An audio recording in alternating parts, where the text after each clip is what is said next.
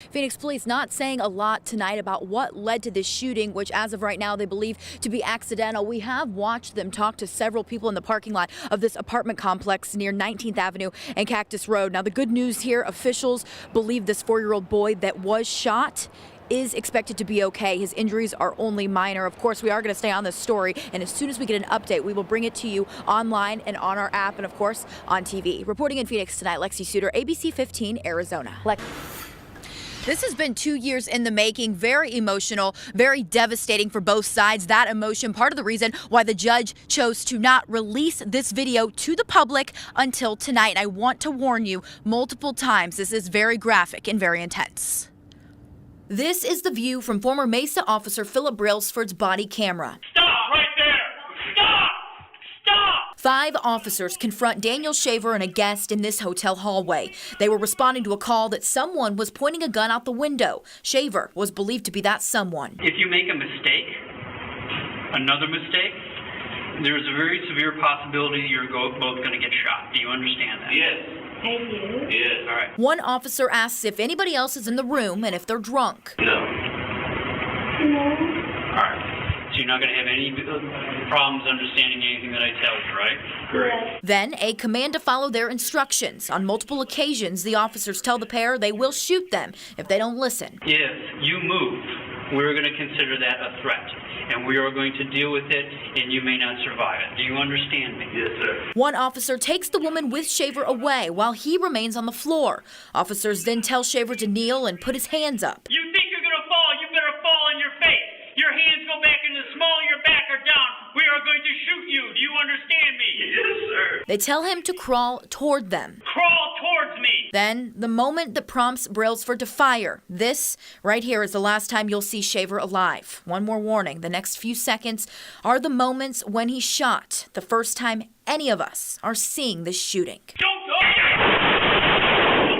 Mesa police stand by Brailsford's decision to fire, while Shaver's family believes he's an unjustified killer. The jury stands by Brailsford. On the charge of count 1, second-degree murder, not guilty.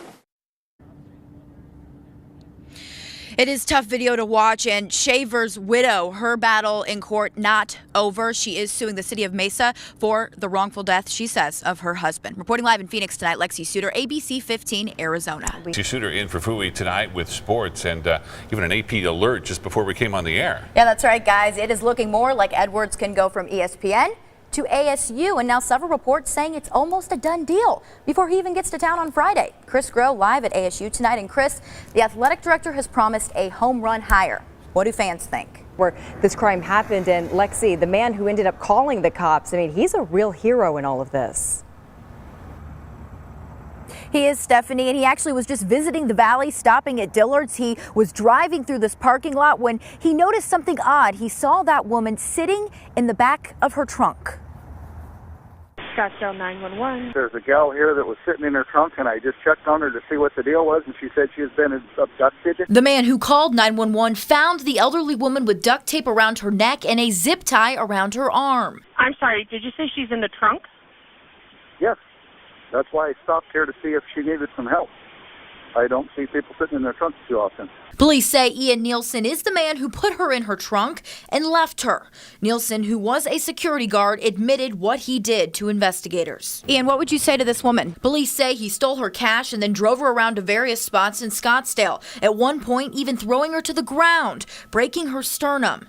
Fingerprints on her car and a roll of duct tape in the trunk led officers to Nielsen. He's charged with robbery, kidnapping, aggravated assault, and attempted second-degree murder. Do you have a comment about what you're accused of? He had no comment for us or the Maricopa County judge he stood before today. The judge set his bond at a requested $1 million. You do pose a very significant potential risk of danger to a specific person in the community and to the community in general. I did speak with a family member of that woman today. She told me that she is doing great and she will be 95 next month. Live in Scottsdale tonight, Lexi Suter, ABC 15, Arizona. This is a difficult case for this very reason. Look how dark it is out here. A father and son were just driving down this road, crossing the railroad tracks when suddenly their windows shattered.